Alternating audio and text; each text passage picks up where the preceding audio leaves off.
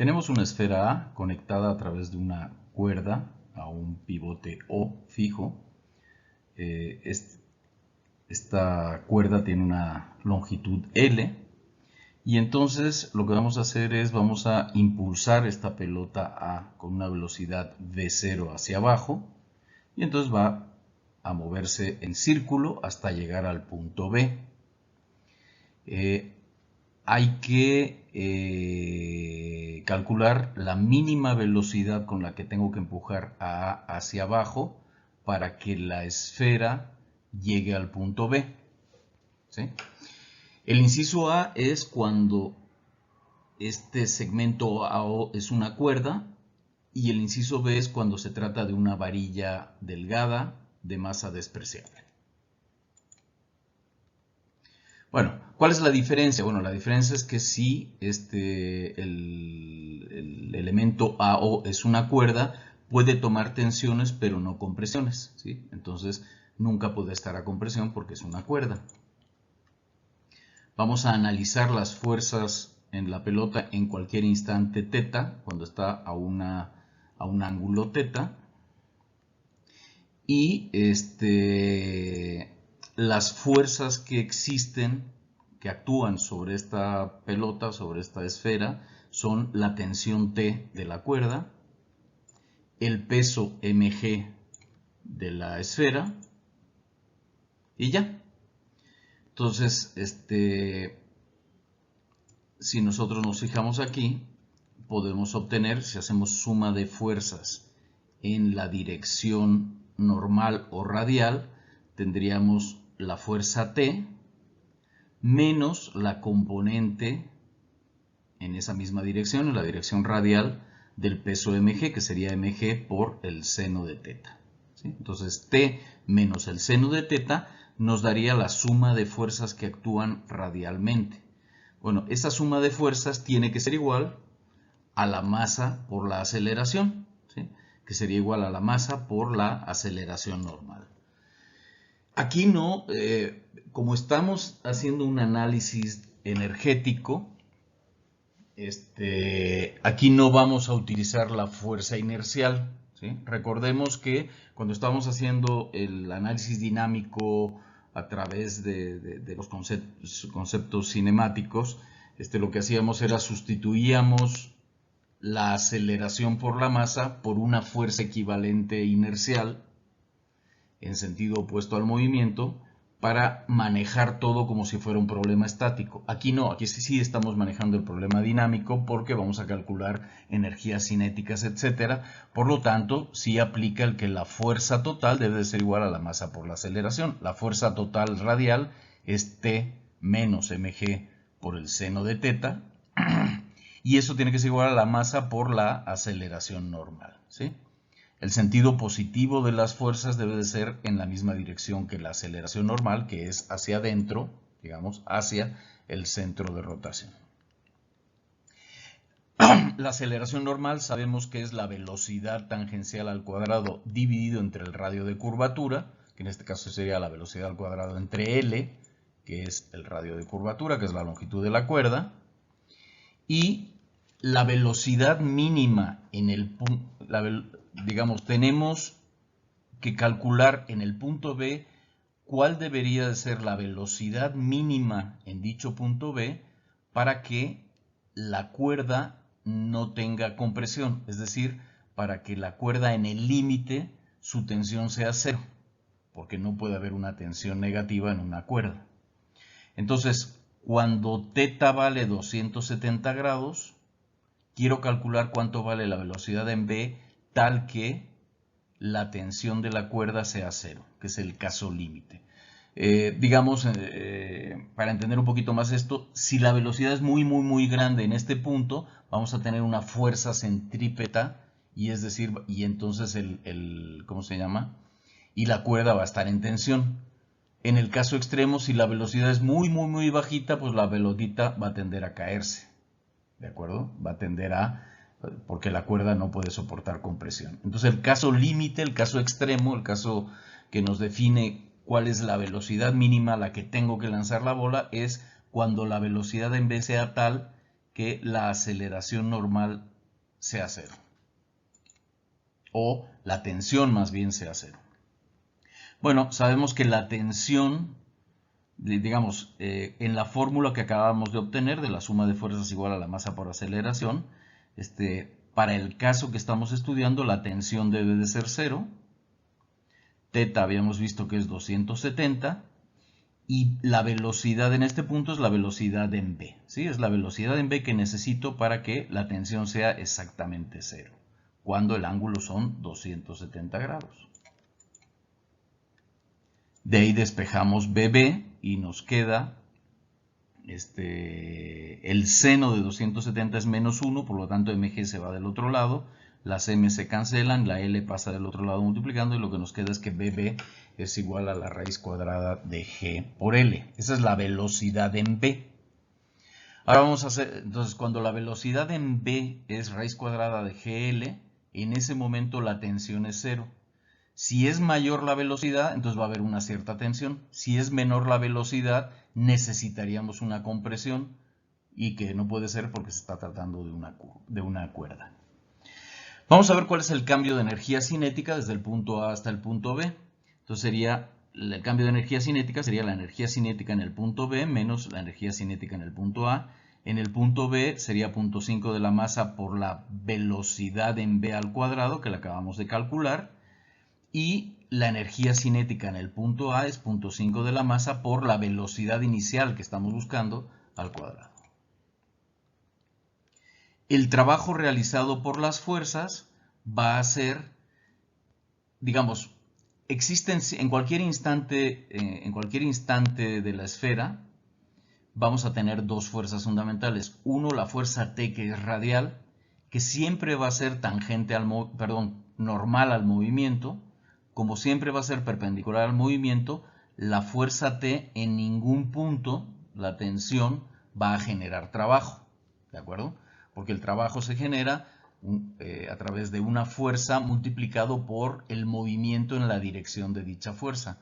Como no hay movimiento en la dirección radial, pues la tensión T no genera trabajo. Lo único que genera trabajo es el peso, porque el peso tiene, en la mayoría de casos, tiene una componente tangencial, es decir, en la dirección del movimiento. Entonces, el trabajo que se va a realizar es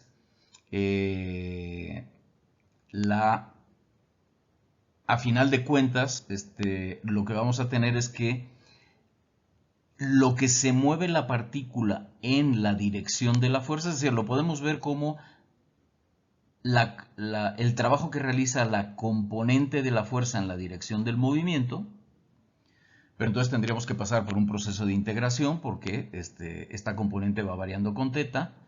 Otra manera de verlo es cuál es el trabajo, digamos, esta pelota, a final de cuentas, en la dirección de la fuerza, desde el punto A hasta el punto B, ¿cuánto se movió? Pues bajó cierta cantidad y luego subió cierta cantidad. Entonces, finalmente, el movimiento resultante en la dirección del peso de la esfera va a ser igual a menos L por mg, ¿sí? La fuerza es mg y se está moviendo, desde A hasta B, se está moviendo una cantidad L en sentido opuesto al peso mg, ¿de acuerdo? Entonces el peso mg es siempre hacia abajo y siempre es de magnitud constante. Entonces en cualquier punto la fuerza debida al peso va hacia abajo, ¿sí? Entonces, si nosotros calculamos el trabajo que realizó la fuerza del peso en ir desde aquí hasta acá, pues va a ser la fuerza del peso, que es mg, multiplicado por L. Como el peso va hacia abajo y lo que hicimos es movernos hacia arriba, el signo del trabajo es negativo, ¿sí? Aquí, de nuevo, no importa si nos movimos horizontalmente L metros o 58 metros o 3.2 metros, no importa, porque el movimiento horizontal, digamos, la fuerza no genera, el peso, perdón, no genera trabajo con respecto a la horizontal, porque no tiene componente horizontal en ninguno de los casos, en ninguna de las posiciones que tenga la esfera, va a haber una componente horizontal del peso. Por lo tanto, el movimiento horizontal no nos interesa. Nunca el peso va a generar trabajo en la dirección horizontal, nada más en la dirección vertical. Por lo tanto, el peso se va a mover para abajo y luego se va a mover para arriba. Entonces, resultado de todo esto es que va a generar un trabajo hacia abajo positivo, luego va a regresarse para arriba, va a regresar con el mismo trabajo hasta que llegue a este punto, ¿sí? Baja una cantidad L, se genera un trabajo positivo mg por L, luego sube una cantidad L, se genera un trabajo negativo menos mg por L, que sumado al que se generó para llegar al punto más bajo, nos da 0, ¿sí? Entonces cuando la esfera llega hasta este punto, el trabajo resultante es 0, porque genera un trabajo positivo y luego un trabajo negativo igual.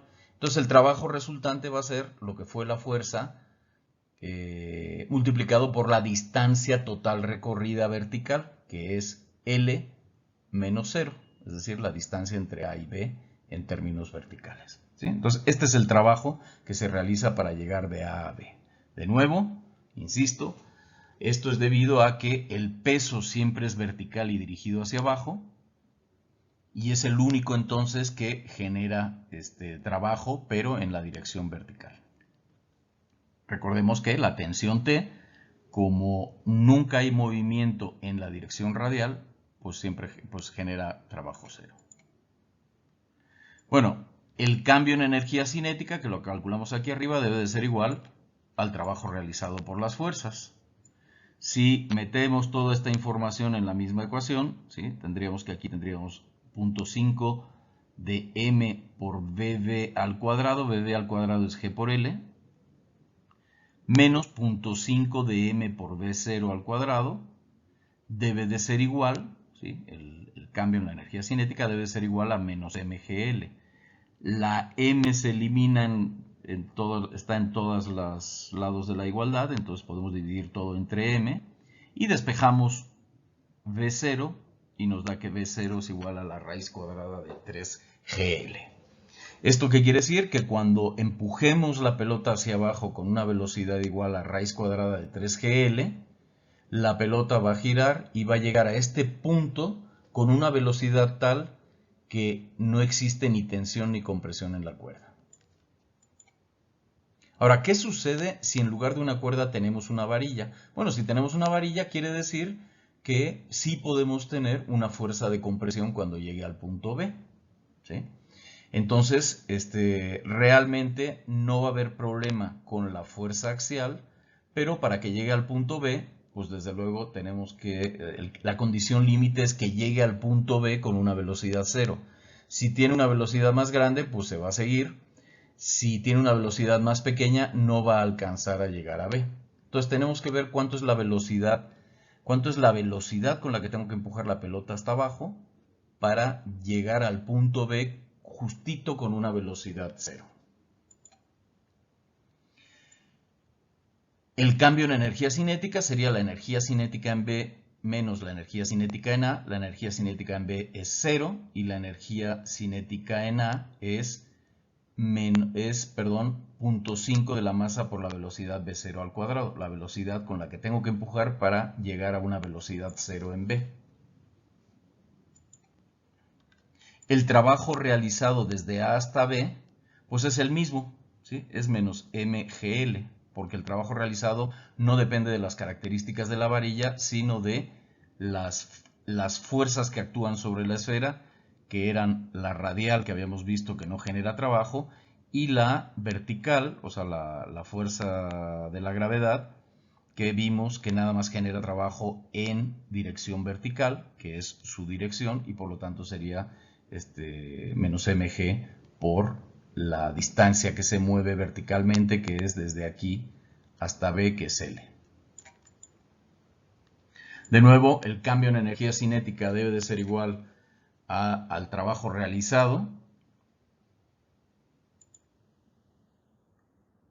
Y lo que tenemos es que la velocidad que necesitamos empujar hacia abajo para llegar aquí con una velocidad 0 es de raíz cuadrada de 2g entre L.